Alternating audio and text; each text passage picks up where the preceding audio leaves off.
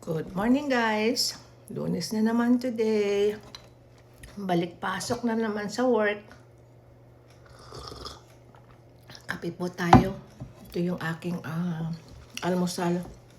Nakain ko na yung nag-iisang puto na na-sharon ko last Saturday sa birthday party ng friend namin.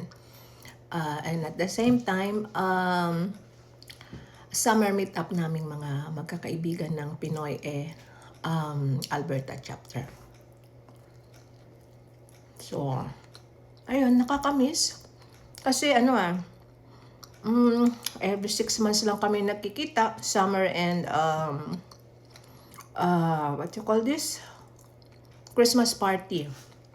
So, last Saturday, isinabay namin sa birthday ng isa naming kaibigan sa Clive, Alberta. So, nagbiyahe kami ng almost 2 hours from Edmonton to Clive, Alberta. Pagkagaling ko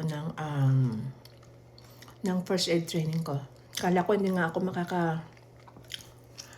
Sinabihan ko na sila na hindi ako makakarating kasi nga first aid training.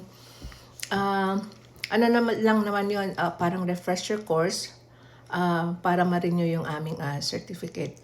So, umabot lang siya ng mga 3 hours, 9 to 12. Mabilis lang.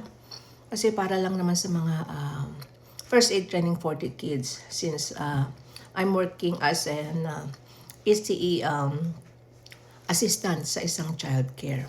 So, ayun. Masaya.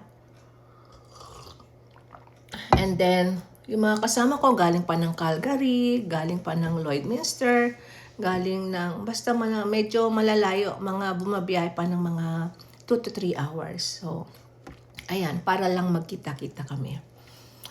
Once in a while, once in a blue moon, twice a year. And then sa December 27, Christmas party naman sa isa naming kasama, pero sa Calgary. Tinataon namin na Saturday yon para walang pasok kinabukasan. Hopefully, makasama ako kasi December 27, hindi ko alam kung magpapayag ang husband ko kasi long drive and then winter.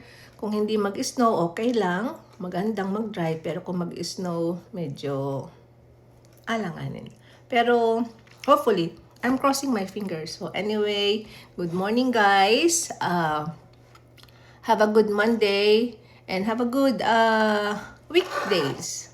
Bye. Thank you for watching and don't forget to like and follow on my FB page. Maraming salamat sa mga followers ko. Bye. Mag-iwan ng bakas sa baba. Comment down below.